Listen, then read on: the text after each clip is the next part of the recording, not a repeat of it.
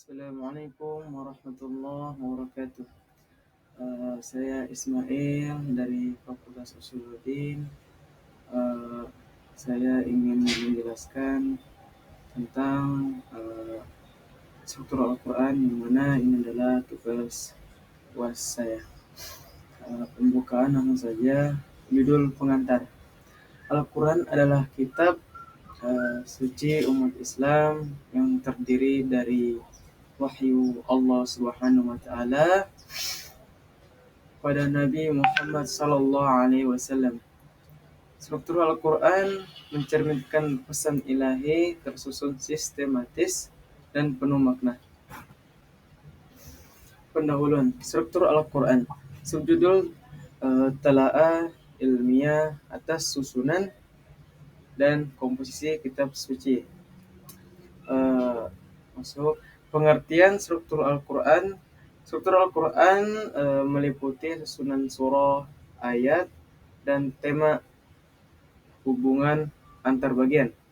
Tersusun bukan secara kronologis wahyu, tetapi secara tematik dan hikmah ilahiyah. Jumlah surah dan ayat.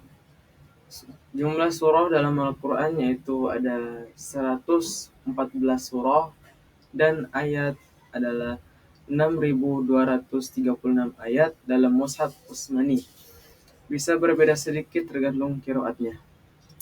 Pembagian Makiyah, surah Makiyah ada 86 surah dan Madaniyah ada 28 surah.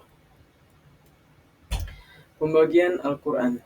Juz 30 bagian untuk mempermudah pembacaan. Hizib 60 bagian, setengah dari 1 juz. Makro dan manzil pembagian untuk khatam dalam 7 hari. Susunan surah tidak kronologis. Surah-surah disusun berdasarkan hikmah, bukan urutan pewahyuan. Contoh, surah Al-Alaq ayat pertama yang turun berada di juz 30 atau juz terakhir. Struktur tematik nazm Al-Quran. Teori koherensi tematik antar ayat dan surah. Nazm. Tokoh penting Sahwalihullah Ad-Dahlawi dan Farahi. Korelasi antar surah dan ayat.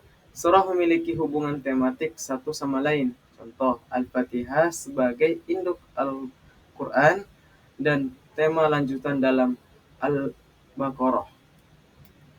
Klasifikasi isi Al-Quran.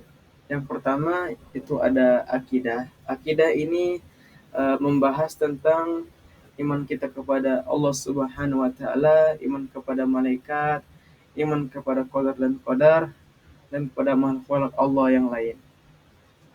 Dan yang kedua ibadah. Ibadah ini bagaimana kita beribadah kepada Allah Subhanahu wa taala seperti puasa, salat, haji dan lain-lain. Dan masuk yang ketiga yaitu ada muamalah. Muamalah ini membahas tentang jual beli, perniagaan dan tukar barang. Dan masuk yang keempat itu ada akhlak, bagaimana kita berbicara atau melakukan tindakan sesama manusia, dan moral yang baik antara sesama umat muslim dan sesama manusia. Dan masuk yang kelima itu ada kisah-kisah nabi dan umat terdahulu. Dan yang terakhir ada hukum, bagaimana hukum-hukum dalam Islam. Tujuan struktur tersebut memudahkan pemahaman dan penghayatan, memberikan efek spiritual dan retoris, mengajarkan hikmah secara bertahap. Kesimpulan, Al-Quran memiliki struktur kompleks namun harmonis. Susunannya menunjukkan kebijaksanaan Allah dalam menyampaikan wahyu. Memahami struktur membantu memperdalam tafsir dan penghayatan. Referensi yang saya ambil dari ada juga yang saya ambil dari Mana Al-Khalil Al-Qattan, Mubahis fi Ulumul Quran, Al-Suyuti Al-Itqan fi ulumul Quran, Al-Zarkashi Al-Burhan fi ulumul Quran, Fazlur Rahman Majrud Dims of the Al-Quran, Hamiuddin Farahi Nizam Al-Quran, Amin Ahsan Islahi Tadabbur Al-Quran, dan yang terakhir ada Wahbah Al-Zuhaili Tafsir Munir, ya, Tafsir Al-Munir. Mungkin dari saya segitu saja, maka berakhirlah presentasi saya dan tugas saya UAS ini. Mungkin itu saja. Wa'afu minkum. Assalamualaikum warahmatullahi wabarakatuh.